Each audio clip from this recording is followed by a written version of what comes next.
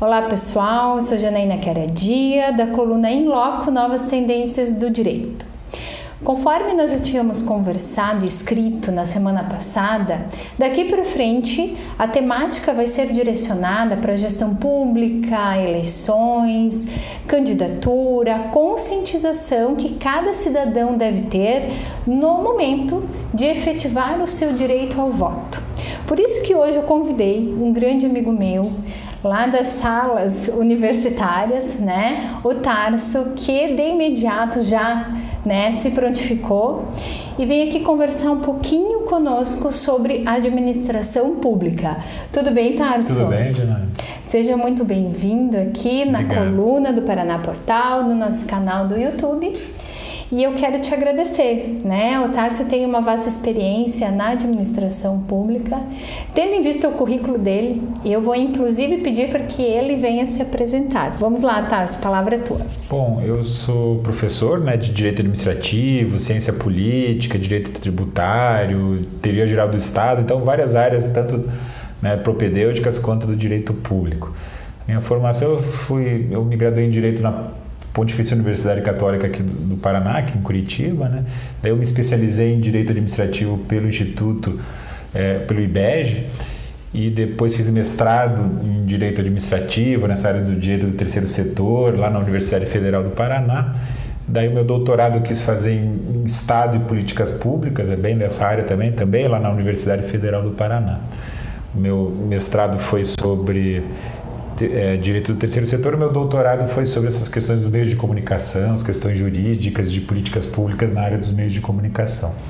Então é um tema que me agrada muito, a administração pública, Eu sou principalmente professor de Direito Administrativo, já tive experiência na consultoria jurídica, tanto ajudando a administração pública, às vezes de fora, às vezes lá dentro da administração pública, mas também advogando, às vezes contra a administração pública, entrando com mandados de segurança, ação popular, entrando com pedidos administrativos contra a administração pública, em defesa de empresas, ou em defesa de entidades do terceiro setor, ou em defesa de cidadãos que sejam servidores públicos ou que estejam fazendo concurso público. Então essa é a minha experiência, basicamente. Legal, bacana. Então tem uma vasta experiência aí, dá pra gente buscar o conhecimento, pelo menos um pouco, do Tarso. Tarso faz parte também de uma comissão junto à Ordem dos Advogados do Brasil na seccional do Paraná, Sim. Qual que é essa comissão? Lá na Ordem dos Advogados do Paraná, do Brasil, Seção Paraná, eu já fiz parte de várias comissões, já fiz parte de comissão de terceiro setor, de administração pública, até da criança e adolescente, eu já participei de várias outras. Mas hoje eu estou na Comissão de Estudos Constitucionais. Então, quando o presidente da Ordem do âmbito do Paraná tem alguma dúvida com relação a questões constitucionais, então ele pergunta para a comissão, que é composta por vários professores na área do direito público, direito constitucional, direito administrativo. Legal, e mais uma vez, então, nós partimos da Constituição Federal.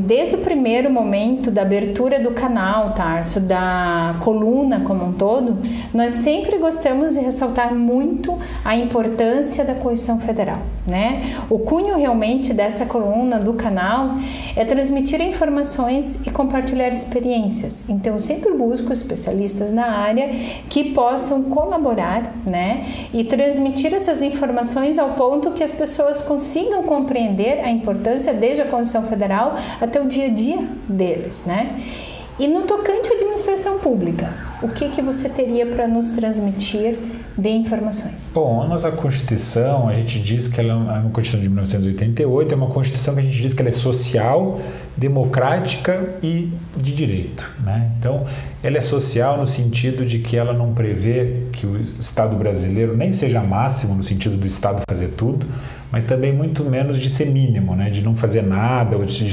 fazer simples regulações. Não. O Estado brasileiro previsto na Constituição é um Estado que a gente fala de Estado de bem-estar social, que a gente ainda está longe de chegar a esse Estado de bem-estar social, mas é um Estado que garante a propriedade privada, que garante a livre iniciativa, mas é um Estado que, quando é necessário, ele vai prestar serviços públicos, ele vai explorar atividades econômicas de forma excepcional, mas vai, por exemplo, na área bancária ou na área petrolífera.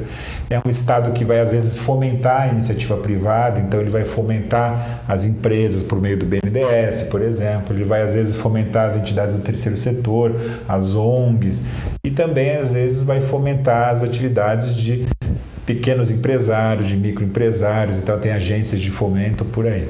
Então isso é uma atividade importante do Estado. O Estado, então, brasileiro, ao contrário do que alguns às vezes fazem de defesa, não, eu defendo o Estado mínimo. Assim, pela nossa Constituição atual, não seria possível a existência de um Estado mínimo, né? O Estado brasileiro tem que estar presente em algum momento. O que não pode é o Estado máximo, é o Estado fazendo tudo.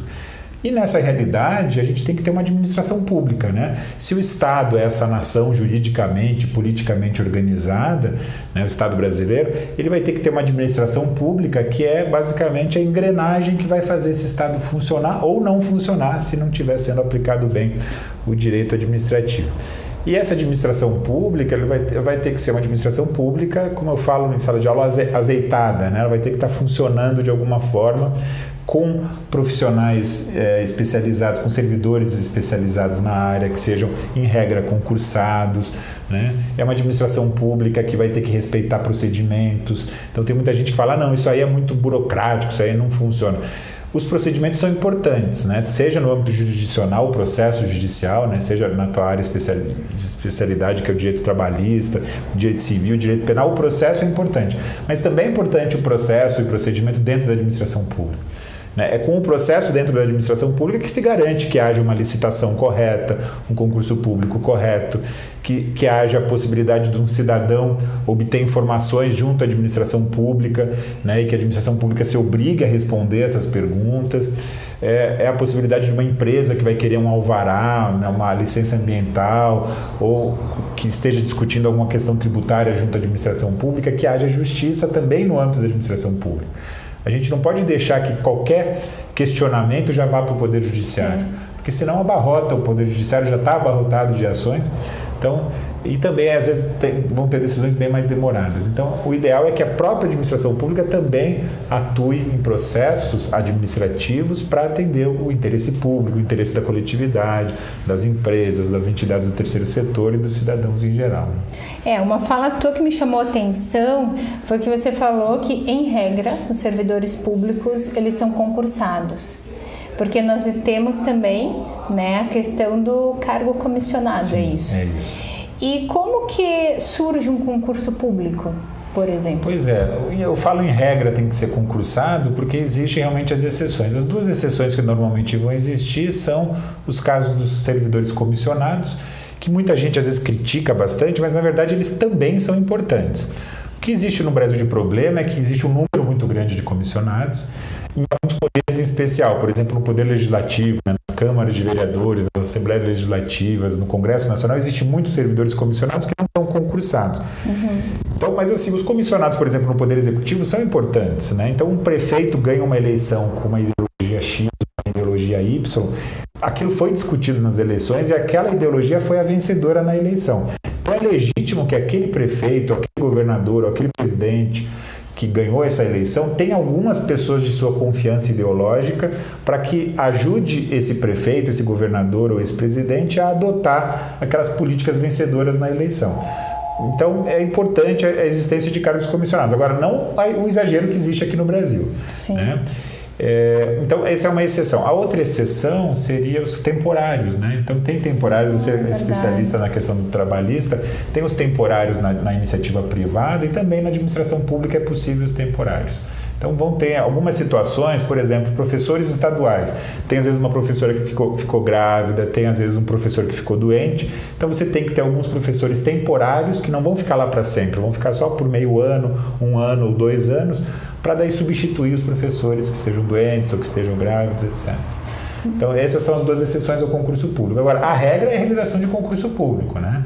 Então, para os servidores em geral, a administração pública precisando de pessoas para trabalhar, seja, né, um professor numa escola pública, um médico ou qualquer servidor que seja necessário, vai ter que a administração pública abrir um concurso público, que nada mais é do que um processo administrativo que vai tentar garantir isonomia entre possíveis interessados para que essas pessoas que forem melhor naquele concurso possam adentrar então na administração pública e a administração pública contratar pessoas especializadas que realmente entendam, né? Então é importante hoje em dia a gente aperfeiçoar os concursos públicos. Sim. A gente tem às vezes concursos públicos mal feitos que contratam pessoas que só decoraram a lei, daí não adianta. Tem um servidor público que só decorou a lei, não adianta, não vai ser um bom servidor.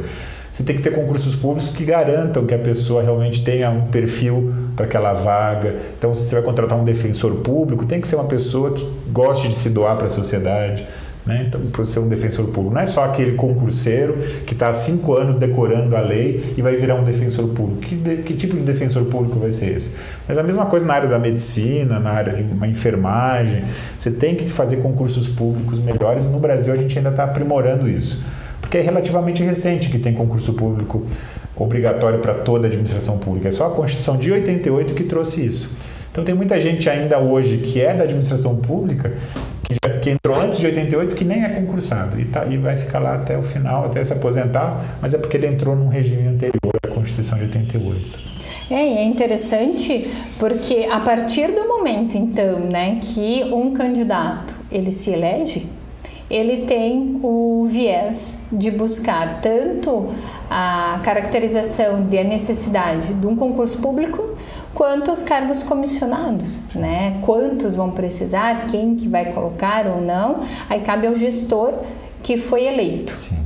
Então, assim, dentro dessas situações de eleição, de indicação, né, de cargo comissionado e o cargo público, que até a tua fala também me fez lembrar de algo muito importante. A pessoa, quando vai prestar um concurso público, tem que ter noção se ele quer realmente Sim. aquilo ali, se ele gosta, porque hoje a gente está sendo assim invadido por concursos, concurseiros, concursados, mas meio que todo mundo indo no oba-oba, vamos conforme dá, a primeira coisa que aparecer já vai entrar. E às vezes a pessoa não tem o dom para aquilo, né? Então às vezes uma pessoa é muito boa para ser um juiz, mas ela não necessariamente vai ser boa para ser um advogado público ou um promotor, mas tem gente que hoje está fazendo concurso para qualquer coisa, a primeira coisa que ele passar, ele vai ser. Exato. Mas será que realmente é o perfil dele, né? Isso que é uma Porque ele pergunta. afeta toda a sociedade, né? Também é uma responsabilidade que se tem.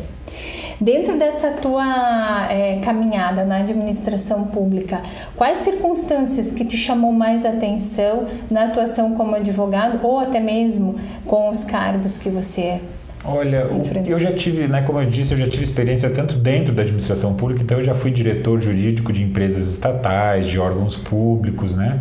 Fui escolhido porque já que eu sou especialista nessa área do direito administrativo, então o gestor público entendeu que eu poderia ajudá-lo nessa caminhada.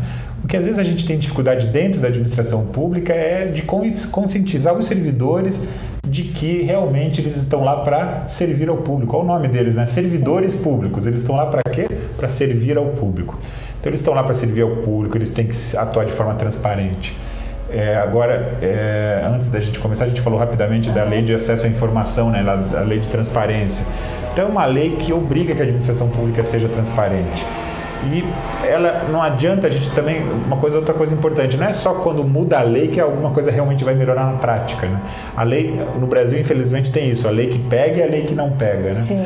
No Brasil tem uma lei de acesso à transparência que obriga que a administração pública seja transparente, que responda, né, qualquer pergunta que o cidadão fizer, que uma empresa fizer, né, que envolva informação de interesse público, a administração pública tem que ser transparente. E é muito difícil, nessa minha caminhada dentro da administração pública, foi de conscientizar o servidor de que realmente, né, todas as informações que estão ali com ele, praticamente todas são informações públicas. Sim. Né? Então, claro, excepcionalmente, a Constituição até fala que pode existir informações sigilosas, mas daí é uma exceção. Então, por exemplo, o Exército vai comprar um tanque de guerra e tem umas especificações lá técnicas que, se outro país ficar sabendo, pode ser que o Brasil perca, né, numa possível guerra que possa ter e usar aquele tanque de guerra, perca né, a sua defesa porque o outro país já tem essa informação. Então, tem algumas informações que são realmente sigilosas, mas isso são situações excepcionais. As informações, em geral, são públicas, né? E, claro, às vezes tem algumas informações que estão na administração pública, mas são privadas, né? Então, uma informação, por exemplo, o teu imposto de renda que está lá na Receita Federal, é uma informação privada tua, não é uma informação pública para amplamente as pessoas saberem.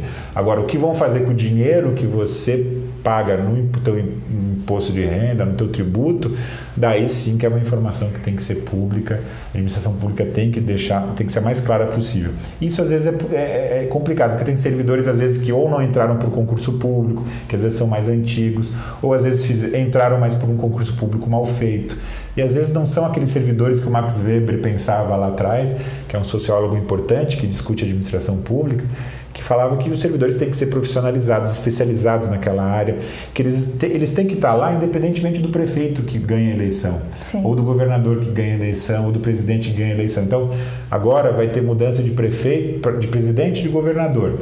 Independentemente de quem ganhar, tem que ter uma máquina burocrática de servidores que vão dar continuidade a essa administração pública, independentemente de quem ganhar. Agora, claro, essa pessoa que ganhar vai ter que ter condição também de implementar suas políticas. Porque não adianta, né, você ter eleição, ter democracia e a pessoa que chega lá no poder não conseguir implementar aquilo que ela prometeu ao vencer a eleição. Porque na eleição a gente está discutindo ideias, né? Tem candidatos a presidente, governador, senador, deputado, que são às vezes mais de direita, que são de centro-direita, que são de centro-esquerda e que são de esquerda. Então essas pessoas, quando ganharem a eleição, é legítimo que elas, por terem ganhado a eleição, por terem discutido essas ideologias na eleição, que implementem, claro que nos termos constitucionais, né, não podendo ferir a Constituição, que implementem as suas políticas públicas que foram discutidas nas eleições. Independentemente do partido que cada qual pertencia ou não, mas devem conseguir complementar. O que faz ela falar e o porquê das licitações? Por que precisa ter licitação? Sim. Bom, as licitações, elas são também processos administrativos. Assim como o concurso público é um processo administrativo, as licitações também são processos administrativos. A administração pública precisa, antes de celebrar um contrato administrativo, ela precisa antes, como regra, fazer uma licitação. Então você, ou quem está vendo, se é uma pessoa da iniciativa privada, se você vai celebrar um contrato com alguém, você tem liberdade para fazer isso, Sim. liberdade contratual. Mas na administração pública não. A administração pública ela só pode fazer o que tiver previsto na lei. E a lei diz, e a lei e a Constituição vão dizer que só pode celebrar um contrato, assinar um contrato, se antes fizer uma licitação. A licitação para que serve? Para escolher, né? Entre os vários possíveis contratados da administração pública, quem que tem a melhor proposta, quem que respeita, né, os termos legais. Então vai ter uma licitação para, por exemplo, fazer uma grande obra, a prefeitura fazer uma grande obra, ela vai fazer uma licitação para ver qual que é a empresa de engenharia, a empreiteira que vai ganhar aquela licitação. Essa empreiteira tem que pagar os seus tributos, tem que pagar corretamente os seus trabalhadores, tem que ter uma saúde econômica, não pode ser uma empresa qualquer que não vai ter depois condição de dar continuidade a uma obra. E vai ter que apresentar uma proposta que seja uma proposta boa para a administração pública. Quem tiver a melhor proposta vence a licitação. Se essa licitação não é bem fiscalizada, daí o que existe às vezes aparece a questão da corrupção, que é uma falta de controle sobre o que existe nos processos.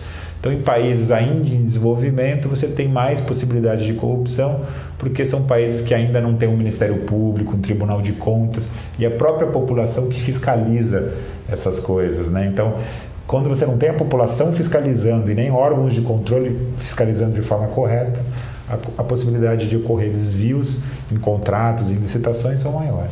E até a importância, novamente, ressaltar a lei da transparência, né? E quando acontece o contrário, eu já vi casos em que a pessoa foi lá, contratou com a administração pública, mas não por intermédio de licitação e depois não conseguia mais receber. Existe algum meio dela cobrar a administração sem passar pela licitação? É que a administração pública, ela, de forma excepcional, ela pode contratar empresas sem licitação, que é por meio de dispensa e inexigibilidade de licitação. Então, tem situações, por exemplo, é só uma empresa no Brasil inteiro que fornece um determinado produto, informática, por exemplo. Só uma empresa no Brasil que vende esse produto. Daí é possível que a administração pública faça uma inexigibilidade de licitação e contrate de forma sem realizar o procedimento, né? Então, isso é uma inexigibilidade. Tem situações emergenciais, né? Então, lá em Santa Catarina, às vezes cai lá em Blumenau cai lá um morro lá, né? Ou tem uma inundação. Daí precisa a prefeitura contratar uma escavadeira para abrir uma situação, né? Para escavar lá, etc. Então, isso são situações emergenciais que a administração pública pode contratar sem licitação. E daí, seja contratando com licitação ou sem licitação, às vezes o que acontece é a administração pública não pagar. Né? E daí a administração pública ao não pagar, daí o cidadão ou a empresa vai ter que fazer um pedido administrativo para fazer esse pagamento. Se isso não der certo, vai ter que provavelmente contratar um advogado para entrar com uma ação judicial para fazer essa cobrança, né? E às vezes isso pode ser relativamente rápido e às vezes isso pode demorar para ocorrer uma decisão final do judiciário e depois ainda ser pago isso pela administração. Legal, bacana. Mais uma vez ressaltando a importância de se investigar, de se pesquisar, de se analisar a fundo as propostas de todos os candidatos, independentemente do cargo, porque a administração pública, né, Tarso, não é uma brincadeira, ela mexe com o bolso de todo mundo, todos nós contribuímos. A tributação não é algo que seja assim, que possa ser ignorada, porque nós temos um grande viés de tributação também, em vários aspectos. Então é muito importante analisar primeiramente as propostas, se identificar com a que você entenda que seja melhor, porque você vai estar contribuindo para a eleição de alguém que vai adotar todas essas circunstâncias que foram transmitidas pelo Tarso na administração pública. Né? Então é muito importante. E como ele falou também aqui, a partir do momento em que alguém é eleito, independente se você votou nele ou não, mas você é um cidadão, você tem a possibilidade de ir atrás, de fiscalizar, né? De buscar informações. O problema é que o tempo passa, agora está todo mundo focado nas eleições. Que bom, que bacana, que todo mundo busque pelo menos o melhor, o que entenda o melhor. Todo mundo crê numa mudança, numa alteração, numa nova roupagem aí, né, para as questões políticas, econômicas, financeiras, públicas do país, mas que também, depois disso, não caia no esquecimento, que as pessoas busquem cada vez mais dar efetividade àquilo que nós chamamos de cidadão. Então, nesse viés, Tarso, eu gostaria que você deixasse uma mensagem para as pessoas que estão aí, né, na iminência de tomar decisões importantes e que vão justamente partir para o viés dos teus estudos, que é a administração pública. É isso, eu acho que a professora Janaína já falou quase que tudo, muita coisa do que eu já ia até concluir, nesse sentido que uma democracia ela não se faz só votando nas eleições, uma democracia também é uma democracia que a gente diz de participativa ou deliberativa, em que o cidadão tem que fiscalizar o dia a dia da administração pública, o dia a dia dos parlamentos, dos poderes executivos, etc. Então isso é essencial. Agora, para essa eleição, já está meio em cima, né, a eleição, mas é importante que todo mundo que vai votar consciente, né, saber em quem que realmente está votando, qual que é o passado dessa pessoa, o que essa pessoa já fez, quais são as posições dessa pessoa, se aquilo que está aparecendo na televisão não é só o marqueteiro que está dizendo que é para aquele candidato falar, só para agradar o público agora em época de eleição. Né?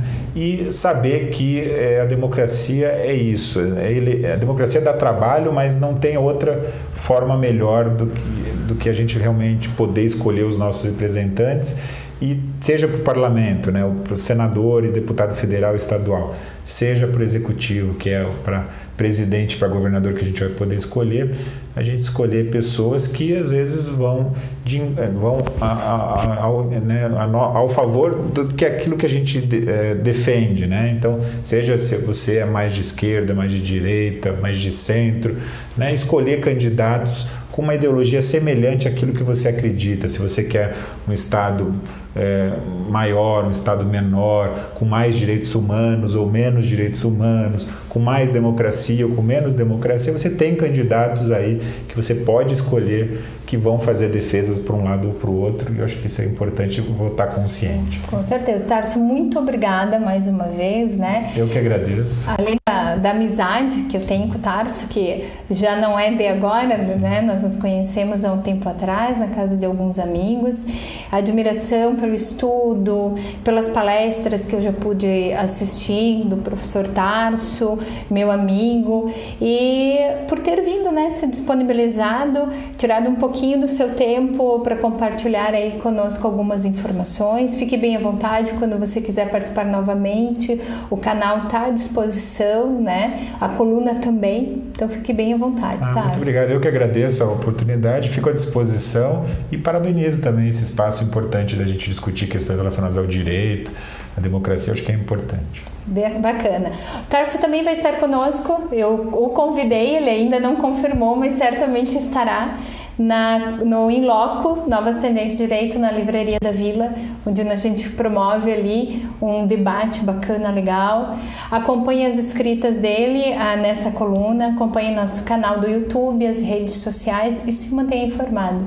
E mais uma vez nós ressaltamos a conscientização na hora do voto. Acompanhe as próximas semanas com informações relevantes também nesse sentido.